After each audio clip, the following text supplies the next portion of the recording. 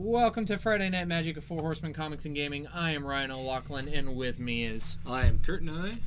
Kurt's going to give you a rundown on the matchup while I bring up our chats. Yep, so we have Jeremy Harmon playing Green White Tron. We got James Nutter playing Absan Traverse. It's a bit of a newer take on Absan that really kind of popped up, as far as I know, the first time during SCG Baltimore. During the Modern Open, where I think an Absent Traverse deck made it into the top 8, maybe even the top 4. I don't quite recall. I was there for a little while, but... Well, what good are you? But I didn't hang around to see the end of it. I did watch it. But my memory's a little fuzzy, but yeah, basically it's like a more traditional Absan list, but it runs Traverse the Uvenwald in it, basically to tutor out your big powerful creatures, and then you kind of grind it out. And it does run some tools that it kind of takes from the Death Shadow decks. As you can see, Jimmy opened up by casting 3 Mishra's Baubles on his first turn. That's a whole lot of baubles. Yeah, it is. And it also, I mean, it's in there really to help fuel the Delirium so you can get your Traverses off. And I mean, it's a sweet deck. For 3 mana, you can Traverse for a Goyf and get a real big Goyf or something like that. I can't remember if the list ran like a 1 of Death Shadow in the sideboard or something. I don't know if Jimmy's does or not, but we'll see when it comes up. Did he shock that Overgrown Tomb? It might help if I put the game up in front of you. Yeah. There we go. No, it looks like he fetched. He's got his life twice at 19, so okay. He probably fetched and had to come in taps. All right, I've got the Twitch chat up. I've got our Facebook chat up. If you are out there and you wanna partake in the awesomeness that is this matchup, just shout out and we'll include you in the discussion. Hello to Curtis as well, who messaged me asking me before. He's at work right now in the late shift, but he's gross. He's watching us while he's there. Or at least he should be. You better be, Curtis. All right, and it looks like he fetched down to 16. Looks like he fetched and shocked. Yep. We will adjust that. And he's going to cast Lingering Souls, always a solid card. So I know that when I used to play the regular Obzon mid-range, Tron was a terrible matchup. Yeah. Is it any different for the Traverse deck? I'm going to say no, because Jimmy was complaining about it to me down there when I was helping him get set up, that we always put him on the camera when he's got bad matchups. We do it on purpose. Yeah. Drives him nuts. I told him we just like having him on camera, you know? Yeah. That's what you should tell them. Those Mew tokens for the Lingering Souls? The Lingering Souls look pretty sweet. That is All's Dust, so all the colored things will die, which do include the white spirit tokens. Yep. I'm not sure why he's picking up his lands. I'm not sure either. Okay, there we go. He just wanted to hold them for a minute. Maybe he thought for a second that it hits your lands too. That would be terrible. That would be terrible. All colored permanents and spells and lands that produce colored mana. Yeah, I was gonna say, fortunately, lands are colorless. Yeah, but so it's got the Traverse package. It has I see a Grimflayer. Yeah, it's got Grimflayers and Tarmogoyfs. So it's kind of like, it plays like a Delirium deck almost. It's got good stuff. You know, you can get 4/4 flares. You can have big Goyfs. It's really just a value town sort of deck. It did real well in Baltimore too. They got pretty far. Sounds like something I would enjoy. Yeah. I like these colors. I like value.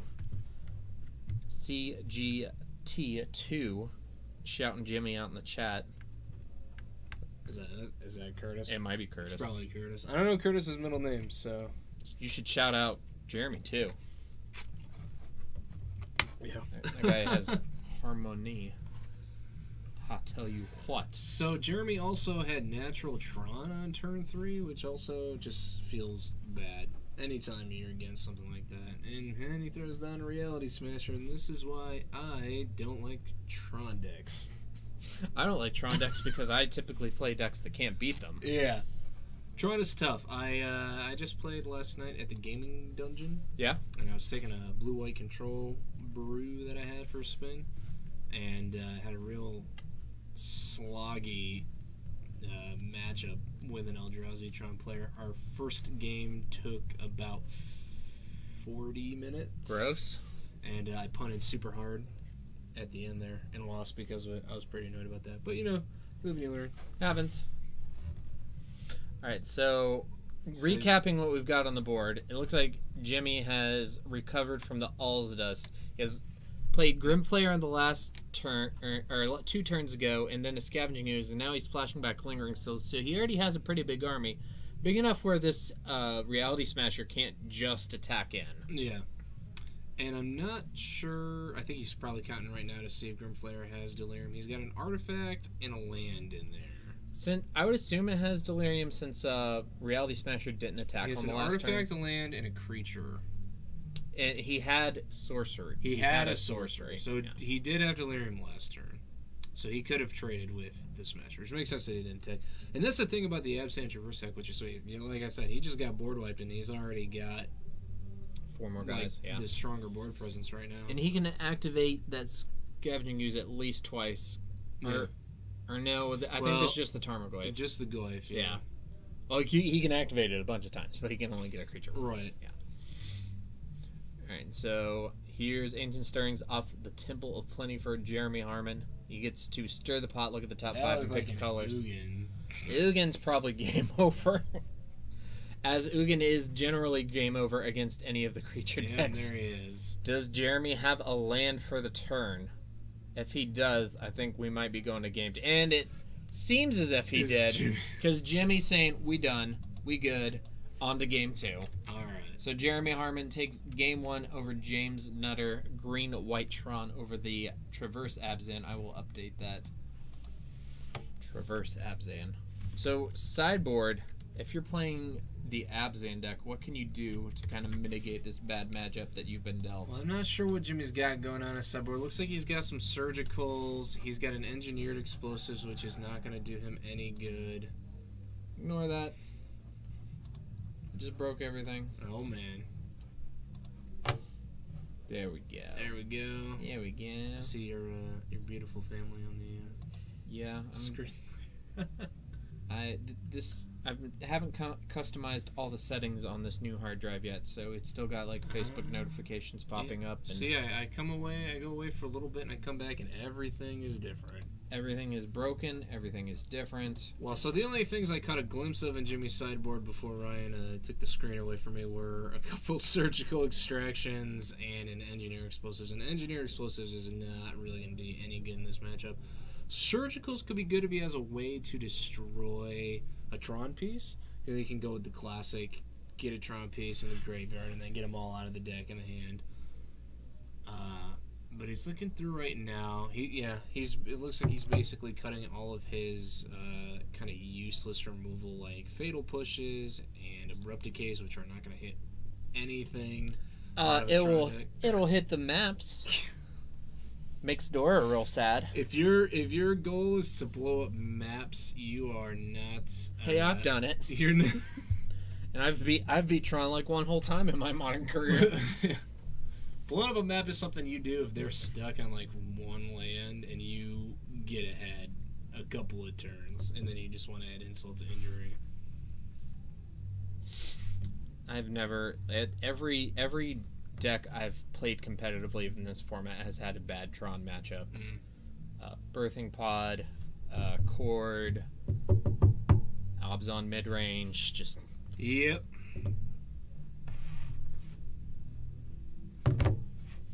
Alright, so it looks like our players are done shuffling up. I don't know if Jeremy really does too much sideboarding-wise. We saw him moving some cards around, but... And it looks like, his green-white Tron list is a little spicy because it almost looks more like just Eldrazi Tron to me. I know he's been adding in Eldrazi. Does he still have Clockwork Dragon in the deck? I'm not sure. We were talking a little bit earlier before FNM started, and he told me that he plans to just make this a fully fledged Eldrazi Tron deck as soon as he can get his hands on a couple necessities like your Eldrazi temples and things like that. Yeah. So make sure to told him not to put Eye of Ugin in the deck, right? That would be an awkward conversation that I would have to have with him. We have too many lands that make too many colorless mana for like no drawback. I think, my opinion. Although I'm not a hater of Eldrazi Tron. I'm not a hater of Tron in general. I am. Yeah, well, you play decks that have bad matchups against it. I typically have not struggled against it that much, but sure, pawns a deck. Yeah, well, blow this up, blow that up. Oh, you need 3 of a certain kind of land in play to do anything? Little Okay. Blood moon here, little blood moon there. Let's do it. All right, so looks Yeah, like we're both keeping 7. Jimmy's on the play. He's gonna start by cracking a bauble. Yep. And man, Mishra's Bauble, what a card that went way up in price all of a sudden. That's maybe it's Axiom Pro ban. Maybe the most ridiculously priced card that exists at the moment. Yeah. I mean, it was a relatively mediocre card out of a set that nobody really liked and nobody bought. Aurochs, man. So don't be dissing Cold Snap. And now it's got a real niche role in a certain kind of decks. Now that Gitaxian Probe is banned, and that was enough to make the demand just go way up in relative to the supply. CGT2 is in fact Curtis G. Taylor the second. Looks like he's going to Kataki War's Wage. That's a tabernacle for artifacts, basically. Yep, it's not bad. It's better against Affinity, but if you have it, I think you bring it in against Tron. Yeah, I mean, it will make it a little harder to keep ballistas out if Jeremy has any. It'll make the maps a little bit harder if he's not got a good solid mana base to support them before he can crack them. What's not bad is, like, even if all they have is a Wormcoil Engine in play, they have to tap a land that produces at least 2 sometimes. Right. Yep. And then that's the rest of that leftover mana will empty out once the upkeep ends. So yeah. It's not a bad card to bring in at all, I don't think. Mm-hmm. It looked like he had Liliana in hand too, so he might just untap, go turn through Liliana, and just start making people discard. And then he's just going to pitch a Lingering Souls and be like, what's up? Yeah. And it looks like Jeremy's got 2 Tron pieces out.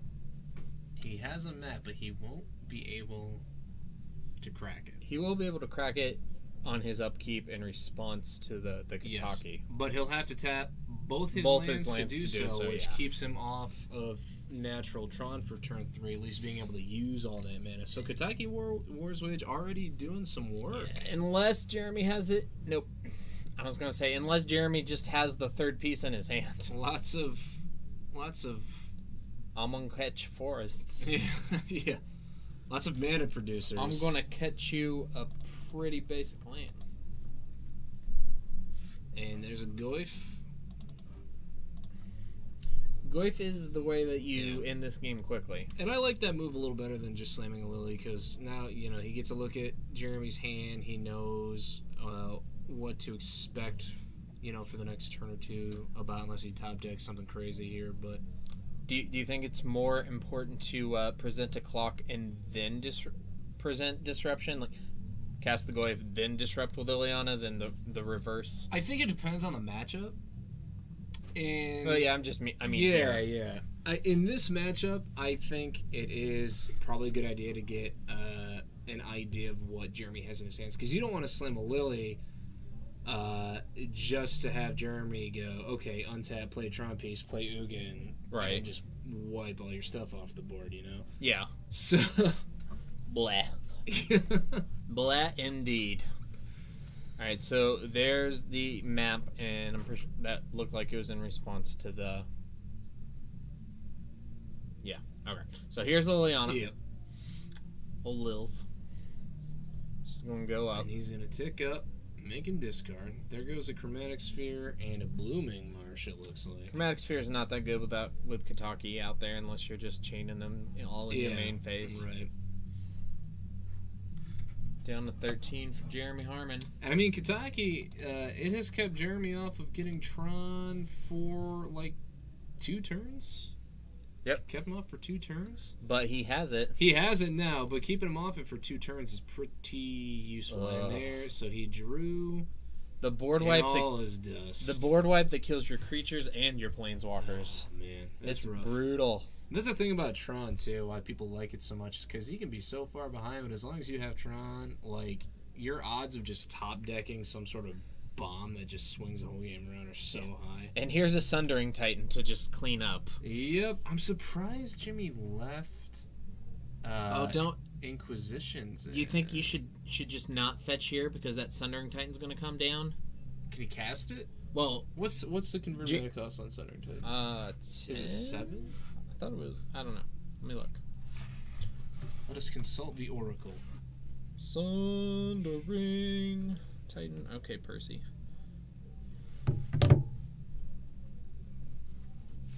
What is Sean Carroll saying to us here? Nothing important. It's 8. So yes, he can cast it. He feels offended by my discussion. He feels offended by a lot of things. All right, well, now that makes sense. Cracking it to so you can get your Liliana out. So he's down to 14. We need to put some tape on that table for where those dice need to be. We should do that. You know what? I really want to. I have some housekeeping things that maybe I'll probably just wait and discuss off camera. But yeah, that'd probably be good. All right, so yeah, the Liliana is good here. Yeah, because she just make him sack the Sundering Titan. He'll lose. He's gonna lose a bunch of lands. Yeah, but at least he'll have a Lily on the table, and Jeremy will have theoretically nothing. Now, of course, Jimmy needs to activate the Liliana before he plays a land. Oh, well, it's a fetch land. It's a fetch land, though. Oh, he ticks it. But he ticked it up. Ticks it up. That's interesting. I guess he didn't want to get stuck at one land. Maybe he's hoping that he'll. Well, if you take it down, then he's not going to lose any lands. In fact, Jeremy will have to lose the forest. And now. And now Jeremy has protection against the edict with the walking ballista. I can't help but think that was a mistake. Yeah, I mean, we don't know what Jimmy is thinking, what he's got going on here. Maybe he was worried about just losing his lands with the Sundering Titan on the way out. But he didn't have any. I guess maybe he was just thinking that he would lose lands, but he would not have. Right, because the Blooming Marsh doesn't have a basic land type, so... Yeah, and neither does Verdant Catacombs. Alright, so saw what he had with the bauble, did not like it, so he's gonna fetch it away. Away to the land of Oz.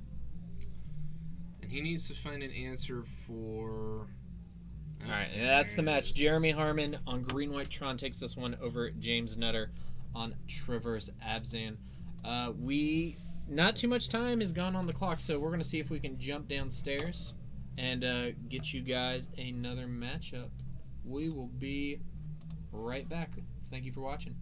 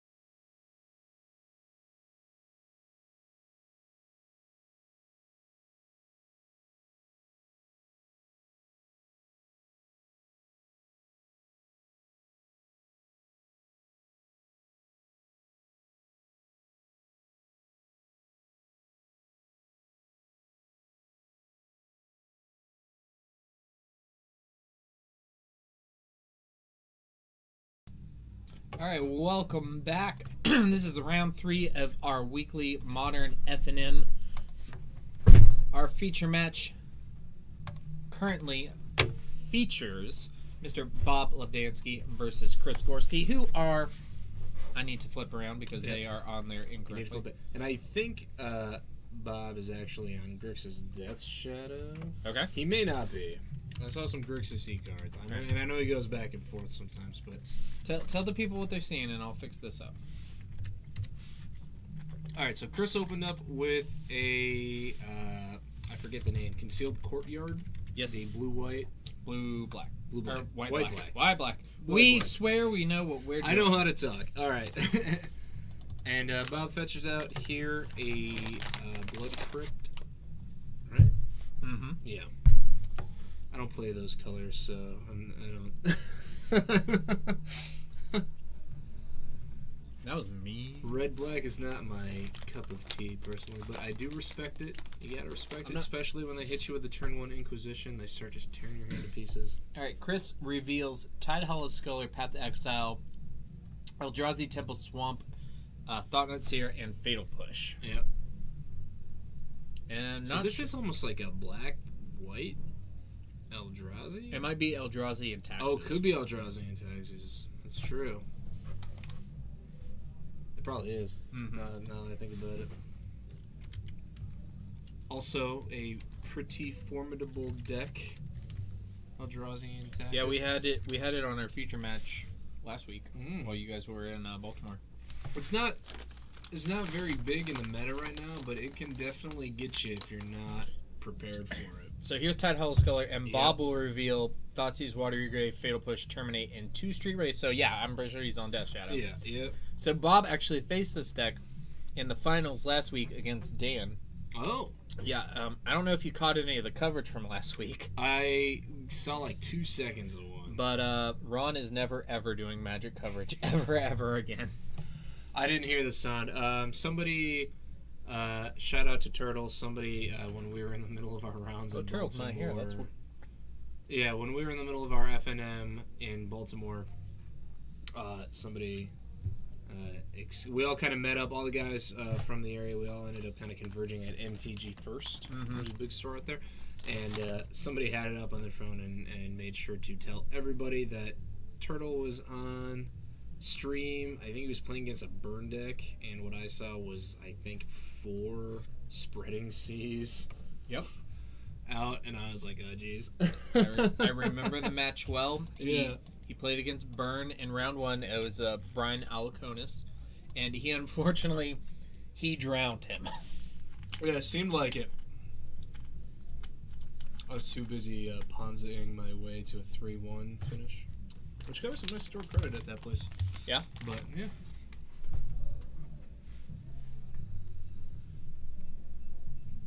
Yeah, that was an interesting... I played a red-white prison deck, a Jeskai control deck.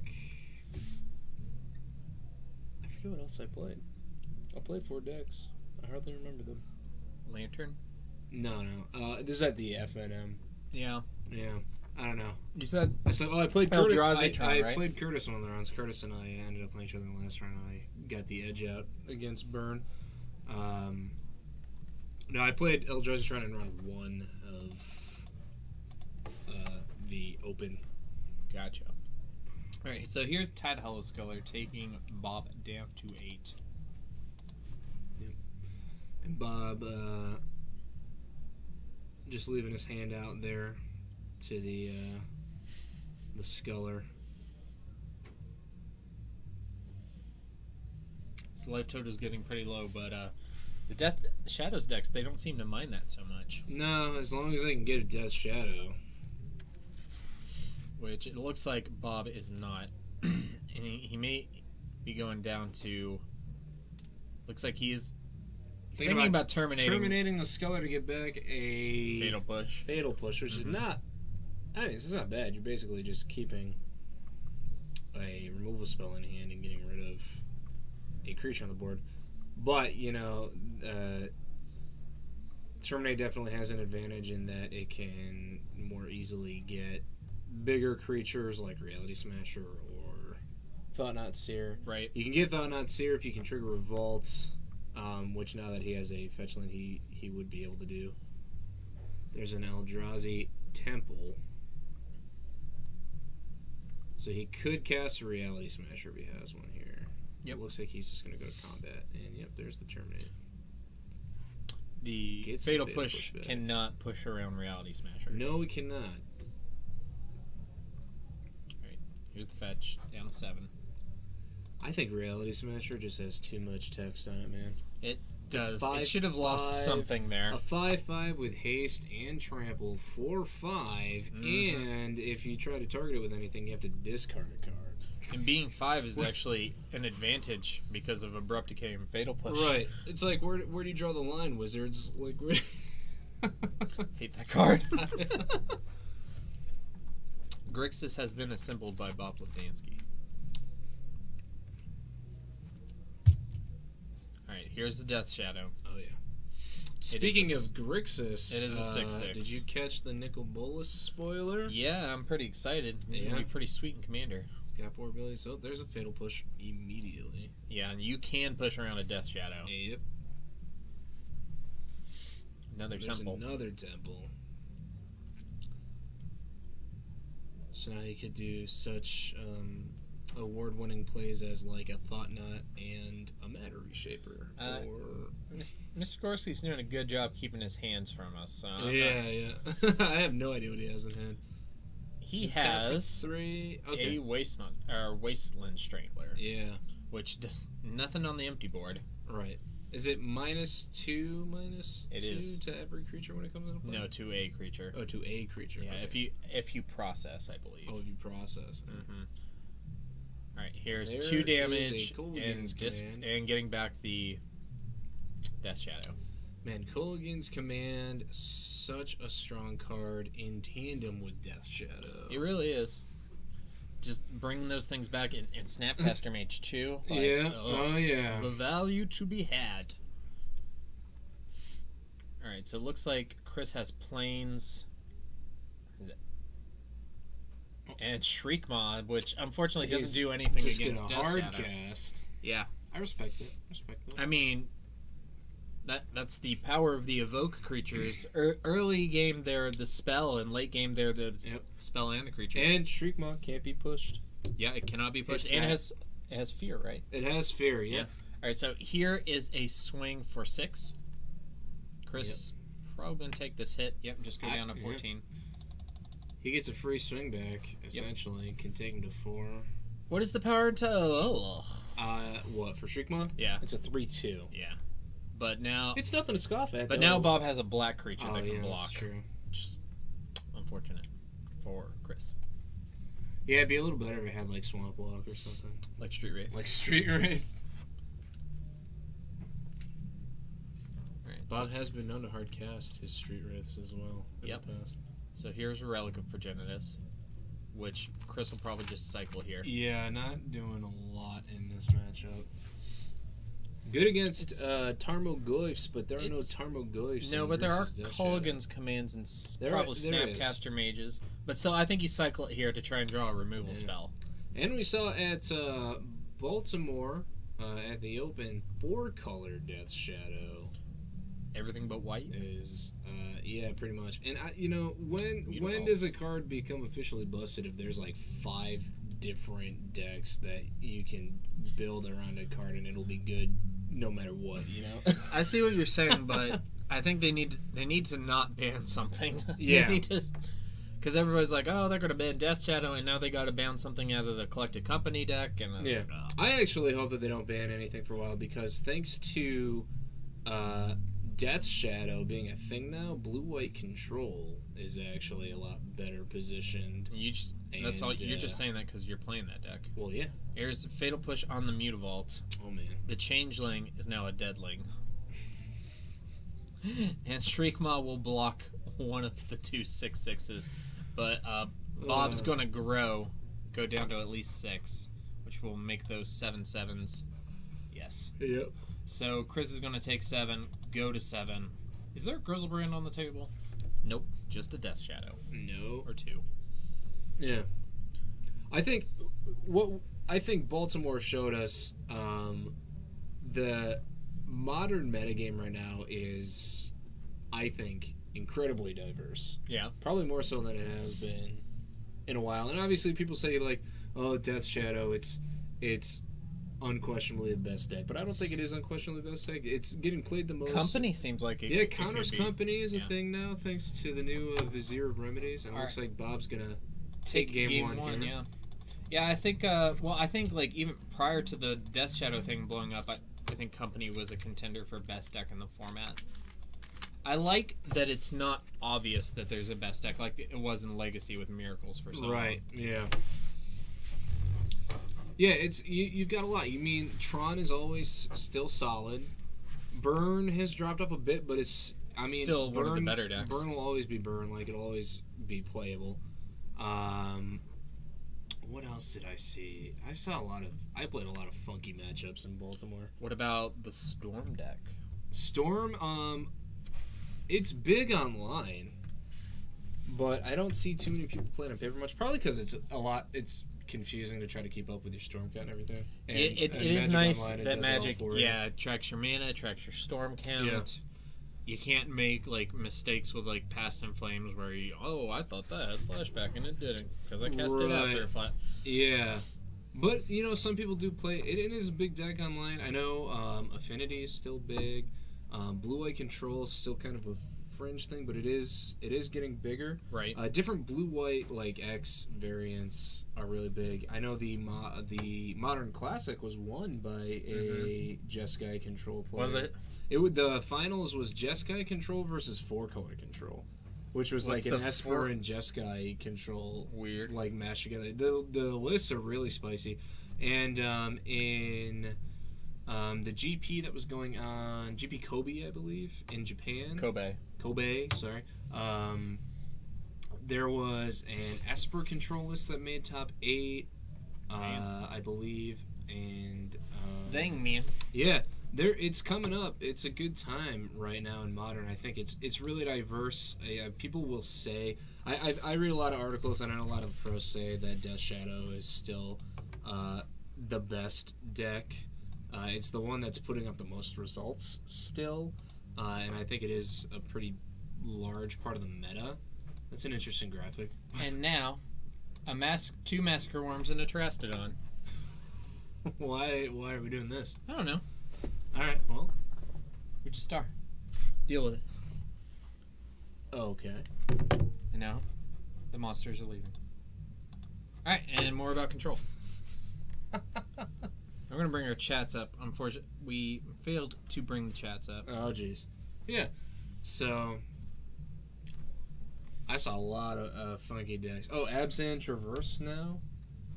Traditional Jund is back on the rise thanks to Reed Duke. Oh yeah, I was actually I wasn't watching the coverage, but I'm in a Jund group on Facebook and they had a thread going, so I was kind of casually following.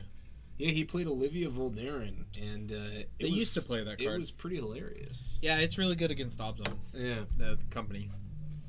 Yeah, I saw a lot. I mean, I played Lantern Control, Eldrazi Tron. I had a Jund Death Shadow matchup, a Grixis Death Shadow matchup, and a traditional Jund matchup. And then I played a very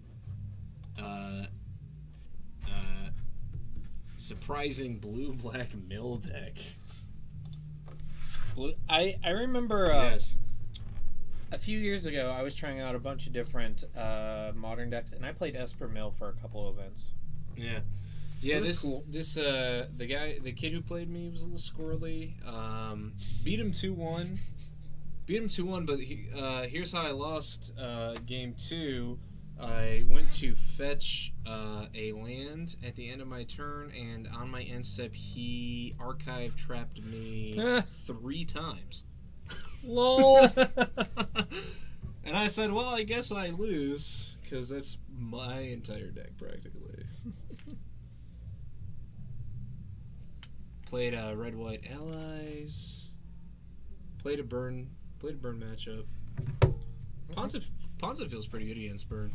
I'm glad you got to play a lot of Magic. It was a fun time. All right, here's Mutavault into Relic. Relic. Yep. I see Chris is keeping those in post game. I do think they're good against like. Yeah, situationally. They're good against Snapcaster Mage. I mean, you can Good blow against it up and counter. Good against. Good against. Cool against command. All right. I still don't get why the Terrestodon thing happened. Because it's sweet. Look, I mean, it's just awesome. I found that earlier. Did you just find that somewhere? I was Googling the text, Oracle text on Massacre, and I found that. Oh, okay. Yeah. I guess it would be a Massacre if they had a Massacre Worm and a Terrestodon staring you down from the inside. I don't even want to tell you what I did when I streamed a Legacy League earlier, and I don't even want to tell you what I did. But you're gonna tell me. Yep. I have a feeling. We got some shade being thrown at Tyler in the Twitch chat. Raid Boss Singed 420. Okay. I know the reference, but I don't know who you are. I feel like I knew and I forgot. All right, so Bob is fetching down to 17. He is cast 2 Thought Seasons? No. What's up with that? That's from the Thought Scour that he cast. Ah, okay. I missed the Thought Scour. All right, Street Wraith down to 15. Yep. Looks like he's got quite a few lands in it. Yeah, the face palm from Curtis Taylor. Yeah. Tell that guy to settle down. Simmer down now. All right, Blood Crypt down to 13. Bob's killing himself. Chris doesn't have to do anything. Well, that's what happens when you're in Death Shadow. This deck still perplexes me. The point is to put your opponent at 0. Yeah. Is our Facebook stream frozen here? Possibly. Oh, there we go. Yeah. All right. I think our view of it just froze, but not the actual stream.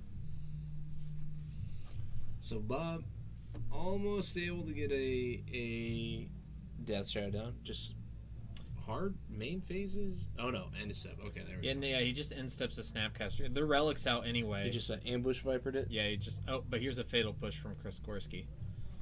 Boom. Oh, it's AJ. Okay.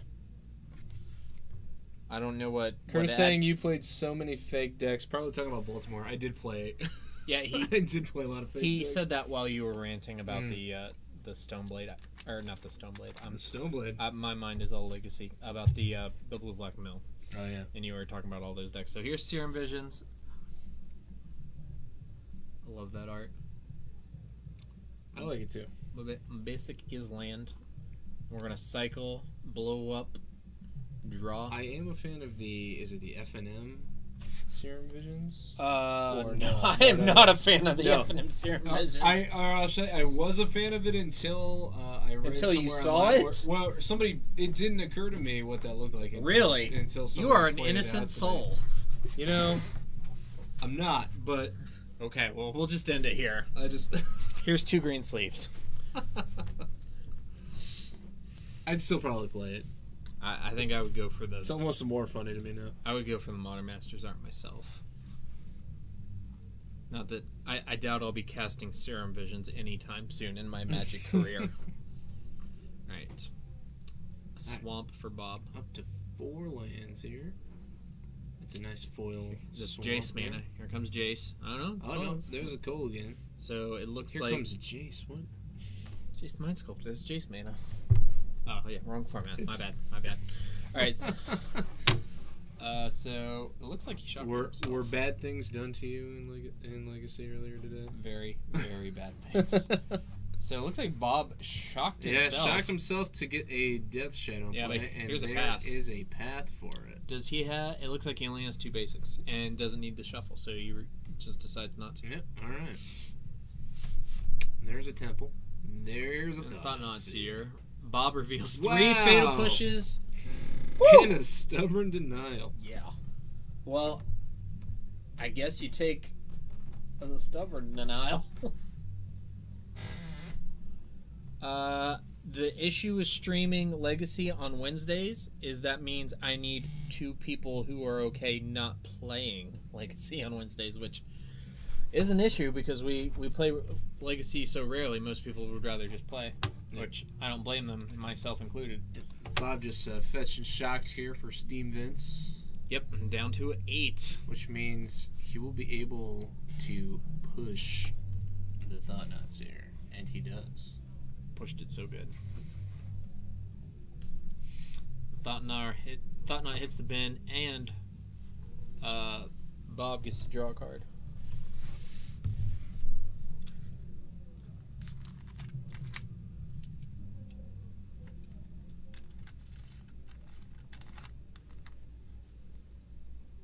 Well, Chris casts another Thought-Knots here. It kept a little bit of a landlight hand, but it's not stopping him from getting a bunch of Thought-Knots here. And probably takes a second there, the last Fatal Push here. Yep, and he does. Probably not too concerned with the Serpent Denial since he's mostly plays creatures in this deck anyways. And Bob can't even get Ferocious on it right now. What, Ferocity? Is it Ferocious. Ferocious? It is Ferocious. Okay. Ferocity. And a Reality Smasher. Hey-o. And there's a big swing for lethal. Hey guys, we got to game 3. Sweet, alright. Chris Gorski tying it up after Ron destroyed him in the commentary of his match against David Tennant last week. What? It was... So we had Ron... I'm gonna have to rewatch this. You really should. I'll have to rewatch it. It was bad.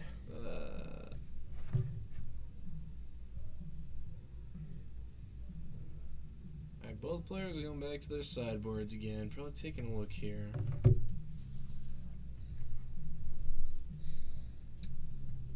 Bob better make sure he starts this next game at 20. Yeah. I don't know. If you played Death Shadow and you had the opportunity to start the game at a lower life total, would you? Probably not, because you get a lot of resources from by like putting your life total low. Straight wraiths and fetch land. Yeah, so if you you probably just kill yourself. Right, yeah. But maybe you just have Swamp Death Shadow, and then they path it. Yeah, right. There's a lot of ways to kill a Death Shadow. Creature combat, not likely one of them. Not likely. Until they meet Primeval Titan. Unless you have a Chameleon Colossus, which let me tell you what, yeah. Chameleon Colossus. I ran 3 of them in my Pawns list in Baltimore, and it was super sweet. I played that in Pod, and I played it in Obzon Midrange. I love that card. It's my favorite changeling. Screw you, Mutavault. What, Chameleon Colossus? Mm-hmm. He's sweet. Yeah. Pro Black. He can get huge. I actually, in Baltimore... He can get huge! I stole a win in my game against Eldrazi-Tron in round 1 in Baltimore because my opponent didn't have any creatures and he was at 16 life. And I said, hey, I got 8 mana and a Chameleon Colossus. This 4/4 is now 16/16. Oh my. And I think you're dead. Oh my. This is very brutal.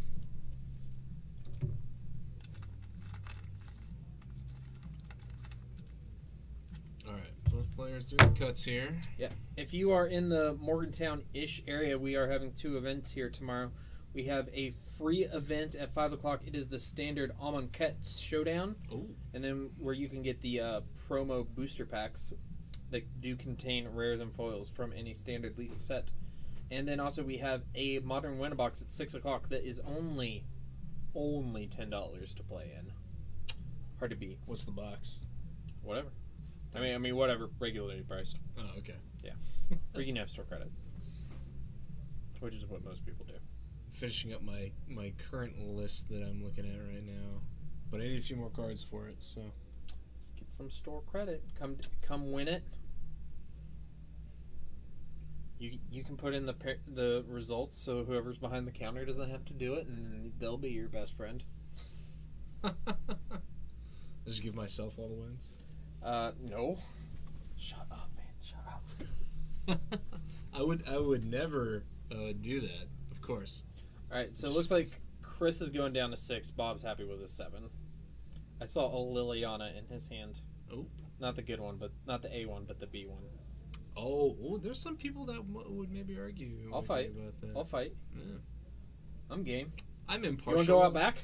I'm impartial because I don't like either of them.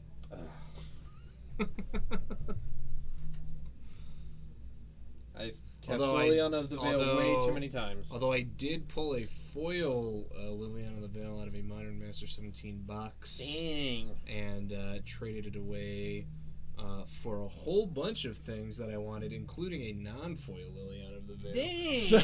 Dang. Dang, man. Yeah. Are you a Pro Tour champion? Because I think you might be Martin. Dang. All right, here's a fetch down to 17 for Bob Lebdansky. Yep. Are we going to see a Thoughtseize here? I think we might. Oh, no. Thought Scour. Targeting himself. And he's going to mill over Serum Vision's Thoughts. Nope. Tasigur and a Death Shadow. I was so wrong. Just mills over 2 win conditions. Well, that's okay. Yeah. He's got Kolaghan's Command. He's got Kolaghan's Command. He can get the Death Shadow back. Or the Tasigur. You can't get Tasigur back with it. You can. It's just return a creature, isn't it? I thought it was creature with converted mana cost 2 or less. Well, let's find out. Maybe I'm wrong. Maybe I'm wrong. Well, he just delves out a Tasigur on turn 2.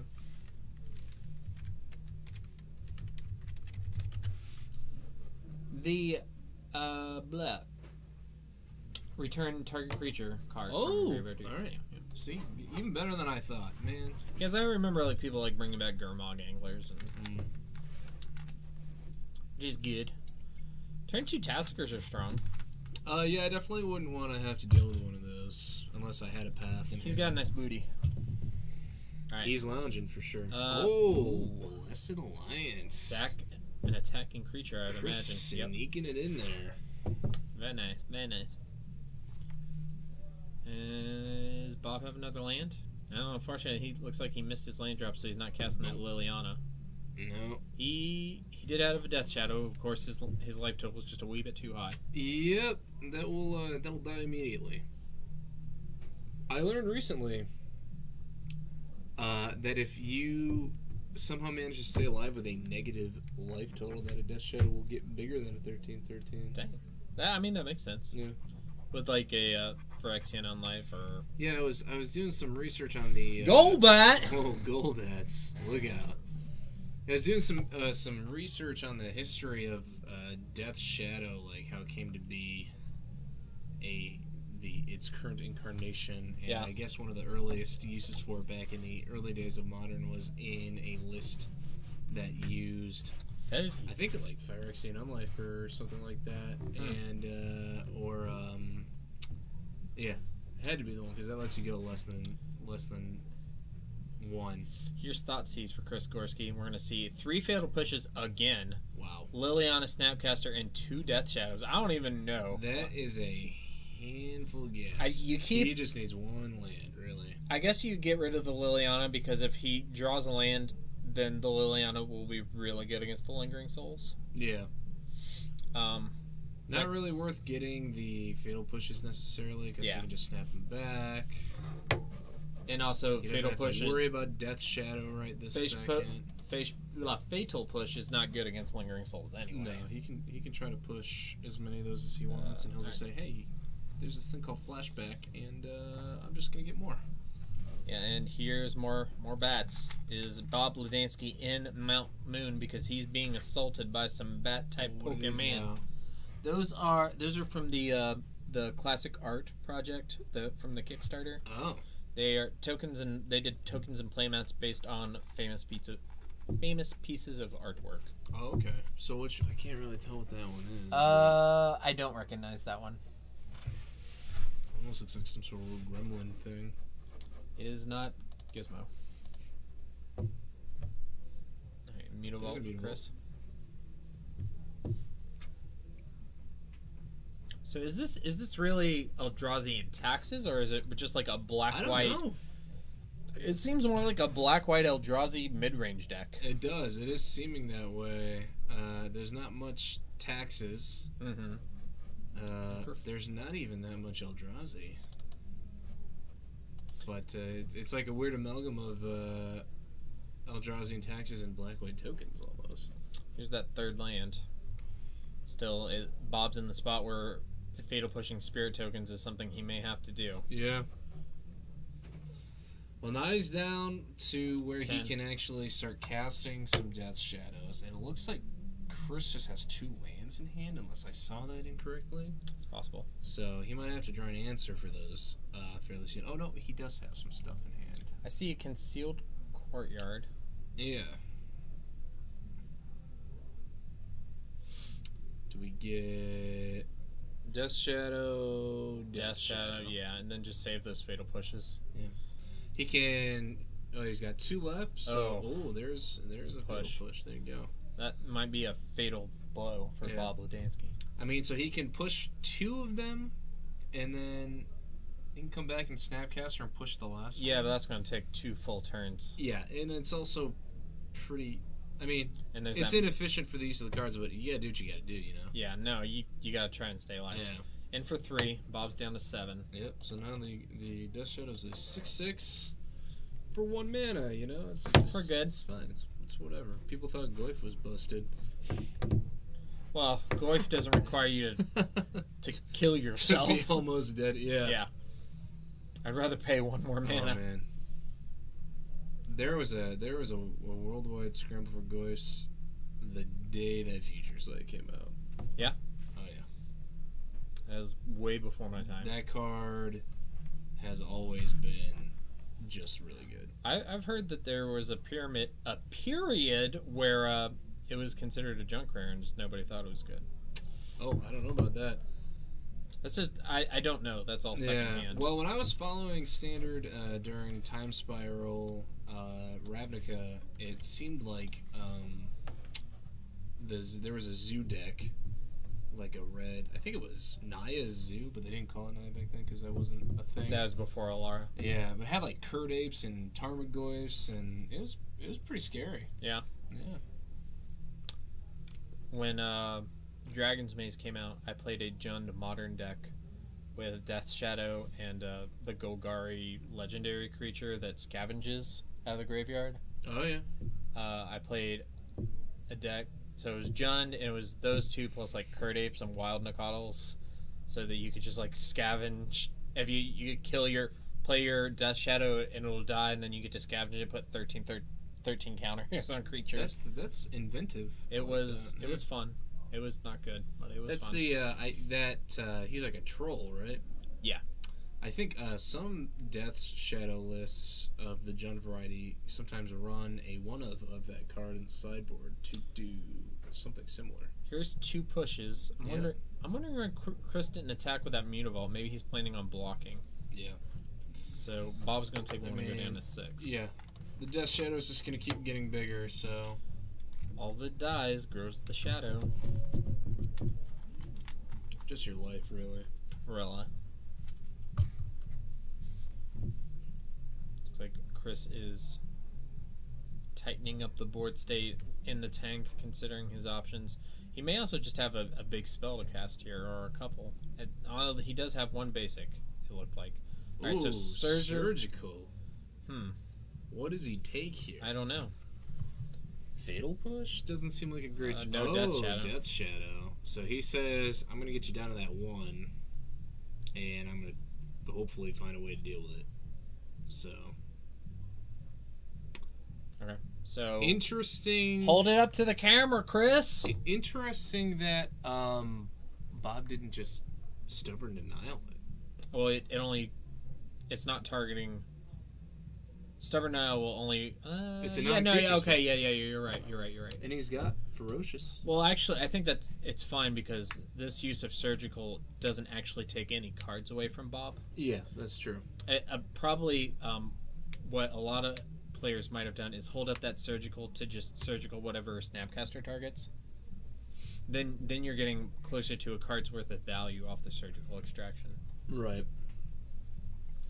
And a pass. So because this actually doesn't affect Bob's hand or board in any way. Right. He can try to activate the Mutavault to block, but Bob can just go snap push, or now he's got terminate. So yeah, so it would have been better, or perhaps it would have been better to. Now, if Chris is sitting on his own removal spell, He could try to use it here. He knows that Bob has a stubborn denial in hand. He does. Oh, it looks like Bob drew a terminate for the turn. Yes. There's a lot. Oh. He's just gonna let him block. He's just gonna let him block. I mean, this could now you get to save these terminates for reality smashers. You have terminate with 3 fatal bushes in the graveyard and 2 snapcasters. He's got a lot of removals. So. Bob's not really in any duress, under any pressure anymore. So why? Right. Yeah. Why waste the card? There's another thought knot. Yep. That will probably get terminated with the trigger on the stack. Right. All right. So it looks like here's the terminate. Yep. So then he'll get to draw. Now he should draw first and then review. Yeah. Yes. Okay. Okay. So Serum Vision, Stubborn Denial, 2 Snapcaster Mages. Chris is just going to take a Snapcaster Mage. Yep. A lot of times you don't pick whatever there is double of, but I like taking Snapcaster Mage because it just has the most value. 2 Snapcaster Mages can be pretty brutal to go against. In for 1, Bob's down to 5. That's a hard decision to make to attack there. I wonder what Bob's if he's just going to let him hit him for 7. If maybe Chris has no, because he knows about Stubborn Denial. He knows about the Stubborn Denial. Maybe he's hoping that Bob will have to tap down all his blue sources. Maybe. Looks like Bob's got a Stubborn Denial and something else, and he's just going to scribe both. I think I would have been tempted to leap the Spirit Token back to block and force Bob to either just let me chump or use a Snapcaster Fatal Push and take up his whole turn. Right. That's also tricky about playing against Death Shadow too, because you have to. It's not intuitive because you have to kill them to win the game, but the more you kill them, the better chance they have of just turning around and killing you. Here's Thoughtseizes. Bob's down to 3. And it's the Plains. So it is a 10-10. So another thing, if Bob got greedy and snap Fatal Push that Spirit Token, then that gives Chris a window to draw a removal spell and yeah. Looks like he drew. Is that another thought knot here? I don't know. I can see. He drew something. It's not a land. Okay, here's the Plains. He has a land. These are the Plains that was not Thoughtseized. It looks like he's not dead, so he's. Oh, does he have another? Oh, okay, I thought it was a Mutavault for a second. This is where you wish you just had a lightning bolt. Yeah. I think you just hit him for turn. So yes, it is thought knot here. I assume he's going to take that Fatal Push. He might want to take the Snapcaster and then hope that Bob doesn't have a way to trigger Revolt on his next turn. He'd have to draw, Yeah. He'd have to draw into a way to trigger Revolt. Yep. Which there is a lot of ways to do it with Death Shadow, but now do you attack with the Spirit Token? No. Yeah. I don't think I would. I would hope that he can only get 1 removal or 0 removal. And either have to leave the Death Shadow back or try to attack to get a chump block and then turn around. So he's just going to play. Alright, so there's Street Wraith. Well, that's a gamble. Alright, block. There you go. Yep. Die. Here's Kulgan's command for 2. Oh, man. And it looks like, Bob Ladansky takes this one 2-1 over Chris Gorski. What a nail biter. Yeah, that was a good one. Yeah. All right, so not a lot of time left on the clock, so we will be back for round 4. Round 4, indeed. Yeah. Why is Death Shadow on the board if it got surgically extracted? So AJ, that's not how surgical extraction works. It will just remove any copies of the card in the hand, graveyard, or library. It doesn't remove any that are on the board. And I see Curtis already answered that. So good job, Curtis. All right, we will be back, guys. Curtis, get back to work, man. Why don't we? Yeah, you're gonna get fired. You need to watch it, man. All right, we'll be back. BRB. Thanks, guys.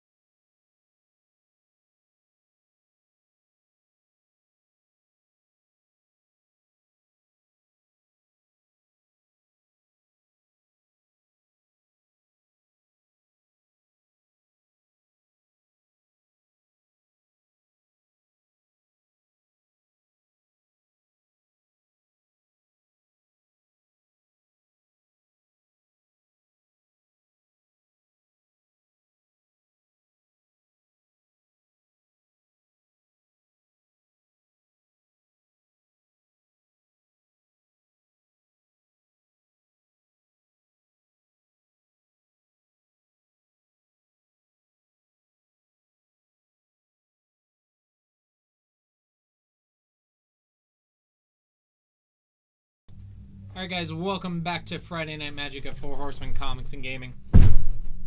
In the feature match, we have Sarah Barburn on the left versus Kazu Negri on the right. What are they playing, Kurt? Kazu is on his Counters Company deck. No longer called Absinthe Company. Might be. Get with the times, dude. It's its own thing now. I'm not entirely sure why they wanted to make that distinction, but they did.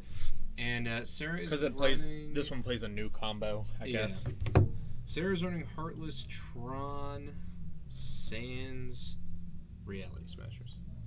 She let me know that she's missing... The deck is almost complete. But I think she's got Endless Ones in there. Nice. In place.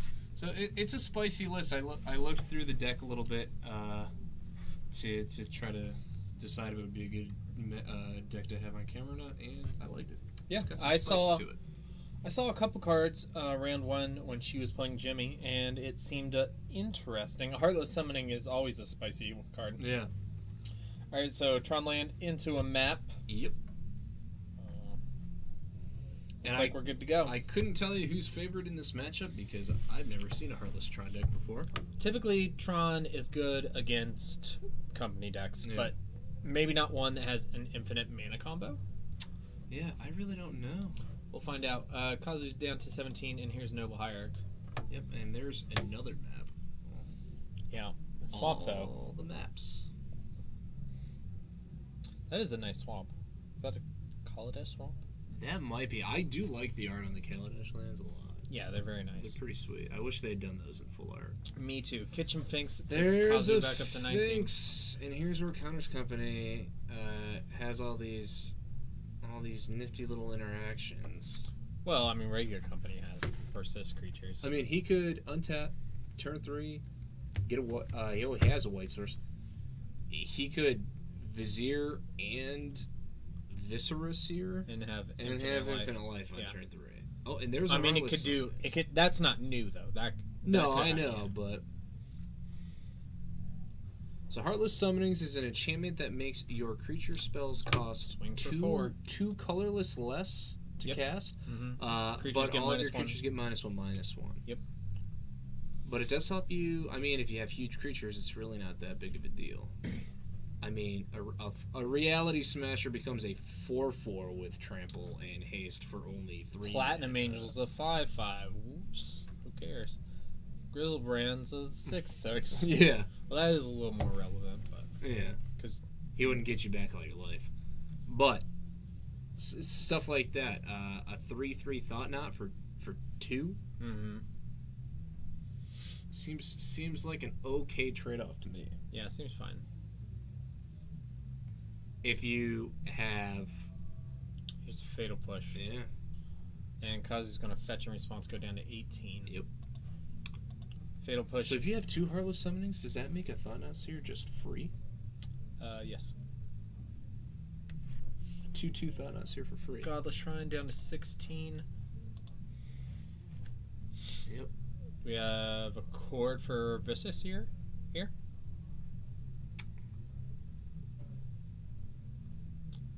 I don't know. Here, no, Collected Company. Oh, yeah. There you go. Alright, so So he's just going to try to combo off.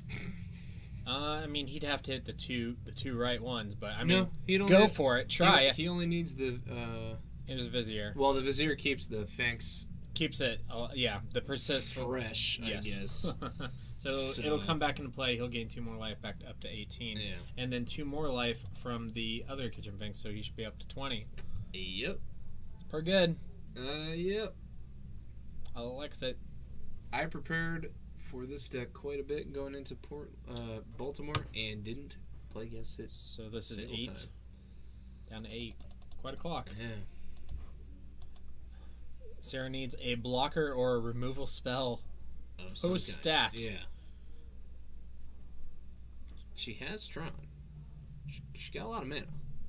Is it Perilous Mirror that used to get played with Heartless Summoning in Standard? I'm not sure. Solemn I wasn't playing Standard at that time. Solemn Simulacrum was played with Heartless Summoning. Oh, yeah. Yeah, and Grave Titan. Oh, yeah, because you just cast it and it'll just die immediately. So you just get to do it all at once. Perilous Mirror. If you have 2... Yeah. Heartless Summonings. It's like, So, draw a card, fetch a land for free. it's pretty good. Not bad. Alright, so Sarah has cracked expedition map, her second expedition map, looking for a power plant. Unless she plays a swamp here, this one is not going to trigger a revolt on a second fatal push. But she needs something here. But this could be an All Is Dust, and that will still leave the 2 Kitchen Finks, but it won't be 8 damage. Yeah. Alright, Wormcoil's fine. Wormcoil's pretty good. Start to get your life back. At a 4-mana Wormcoil. Yeah. 4 mana, Right. 5/5. Causes fetching down to 19. Yeah. Wormcoil's he's a beastie. Oh, 5/5 with Death Touch and Lifelink who splits when it dies. Oh, for 4. Oh, no Yeah. problem. Alright, here's another Collected Company. Yeah. I'm pretty sure an angel gets its wings every time Kazu casts Collected Company. Yeah. Looking for infinite life It looks like he. or infinite mana. So a Birds of Paradise. And that's it. Ooh. Is that a Noble Hierarch underneath it? Yes. Yeah. it is. Okay, so 2 Not- mana doors. Not the best company. No, but it's fair. It's I love that just Birds. throwing 2 creatures on the battlefield for 4 mana never hurts. Yeah. It's still 2 for 1. And he's got enough mana to do just about anything Anything he he wants. Yeah. He practically has infinite mana anyway, so. Practically. Practically. Well, the things you can do with Infinite Green and Court of Calling and Collected Company. Here's fetch down to 18. My personal favorite counters companies are the ones that run Ronas as a win condition. You just say, hey, all my creatures get plus infinity plus 0 Yeah, and get trample. Infinite Green, Court for Ronas, you dead. Yeah. Overrun for all of it. I'd still probably have Craterhoof in that deck just cause. Here's another Yeah, company. why not? Just cause Craterhoof. Craterhoof is a sweet card. That's why I don't play Modern competitively anymore, because I just be like, I don't Try think to put grab Craterhoof Craterhoof. in that deck. Just play Mono Green Devotion. I played that in Legacy. It's pretty sweet. Yeah, it is. I like it.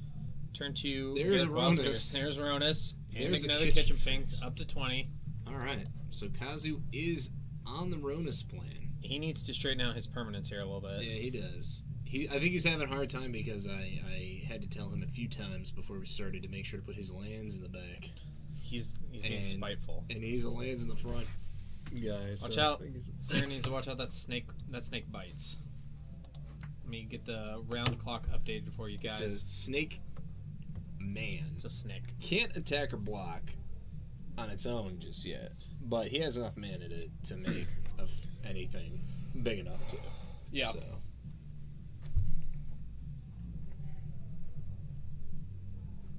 I'm still not sure how I feel about the Amonkhet gods.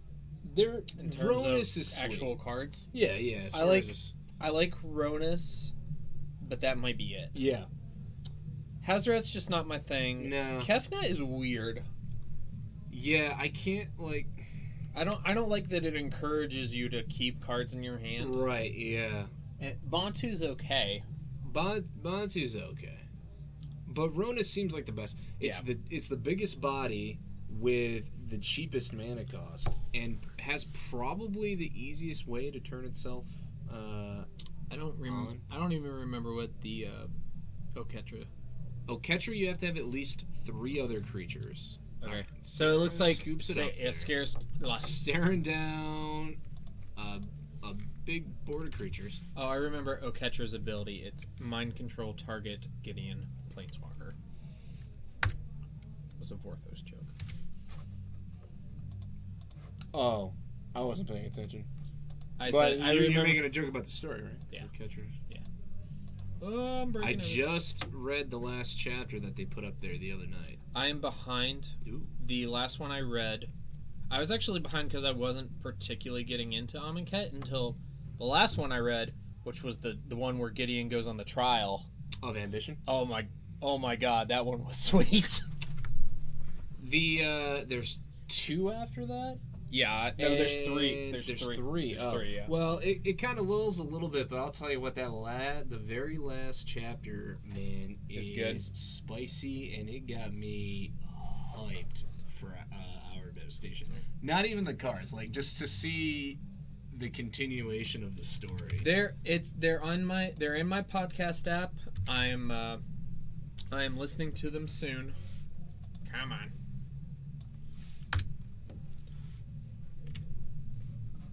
Oh, you. We're having some technical difficulties here in the booth tonight. But thank you for joining us. Yeah. If you guys are in the Morgantown area, make sure you stop in tomorrow. We are having a free Standard Showdown event at 5 o'clock, and then also a $10 Modern Win-A-Box at 6. Oh boy. $10 is hard to beat for a Win-A-Box. We usually have pretty good attendance for those. So if you're looking to grind some Modern, that's the event to come to. I know you want to be there. I do want to be there. I don't know if I'll be able to, though. I gotta figure out. I got some plans for the weekend, so gotta figure those out. I will not. My lady is out, and I am on dad duty all weekend. Oh boy. Yeah. Who's running the show here then? We don't know. Oh. But yeah, it's just a Win-A-Box. Somebody can handle it. It's Yeah. not. Hopefully not Ron.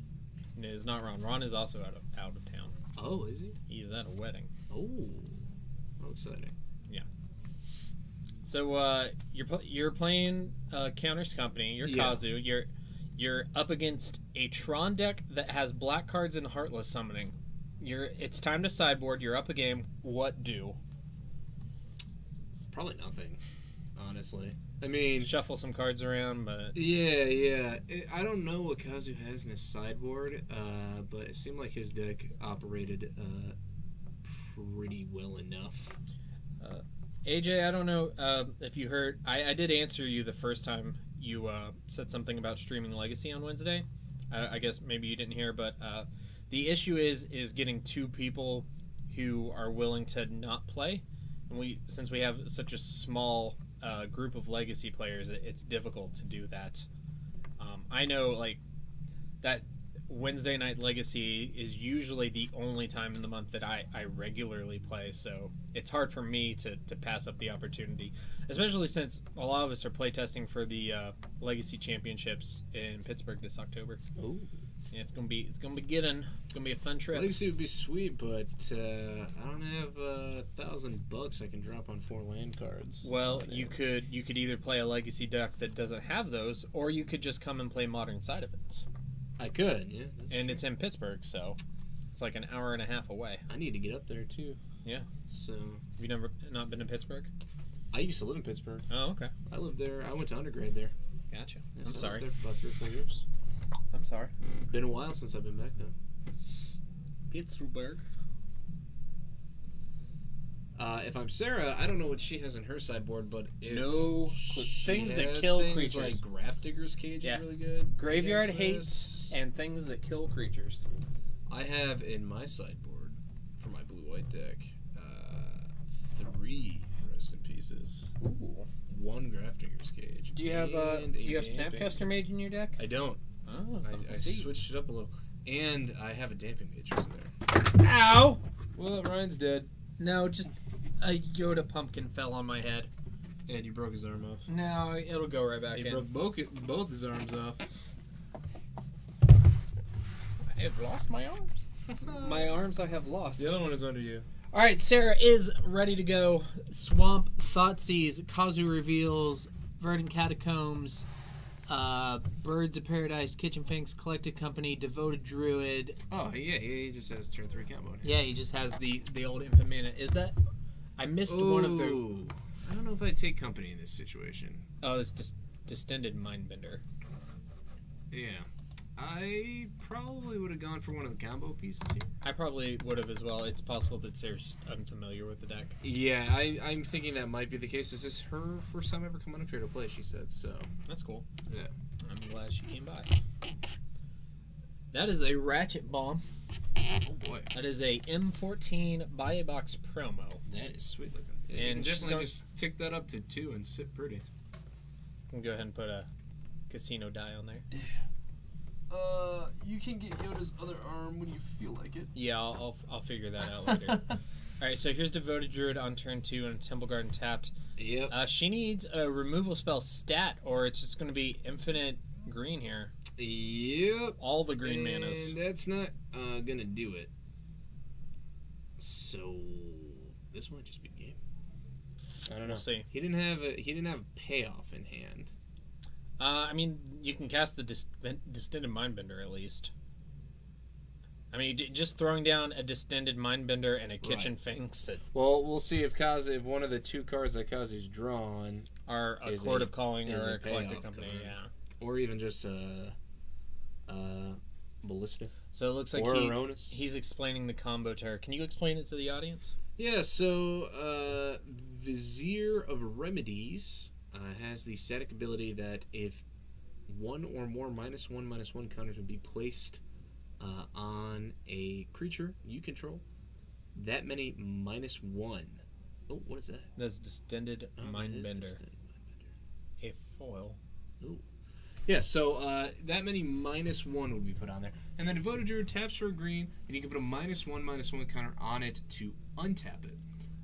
So you go to put a -1/-1 counter on it to untap it, and the Vizier prevents that -1/-1 counter from going on. Right.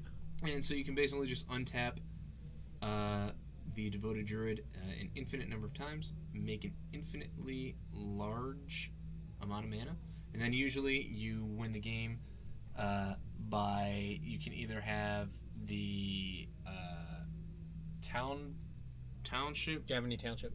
crier guy. Well, Oh, you do that. No, Okay.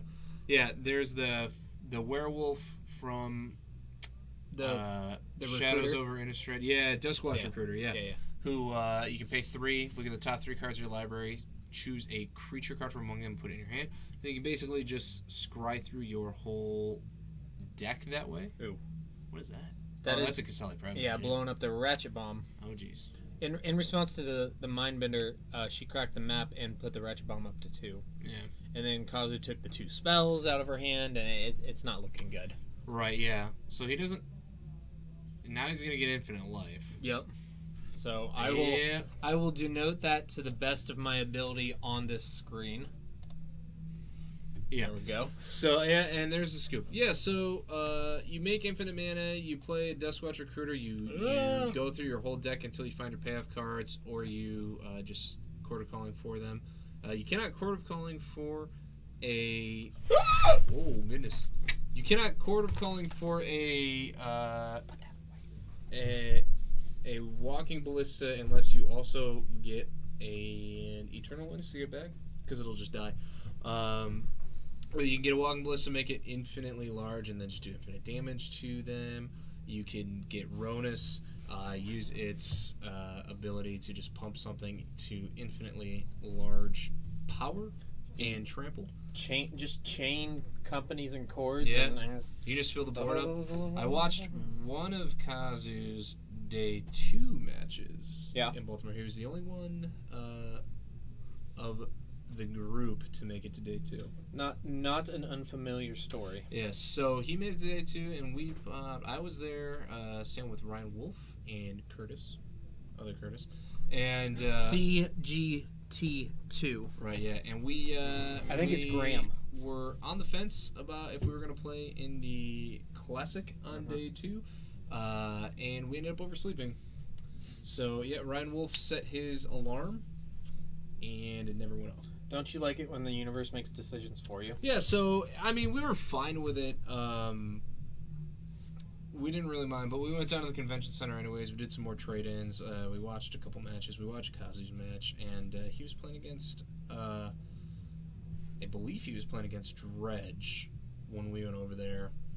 And he had boarded out all of his win cons, but boarded in a Scavenging Ooze.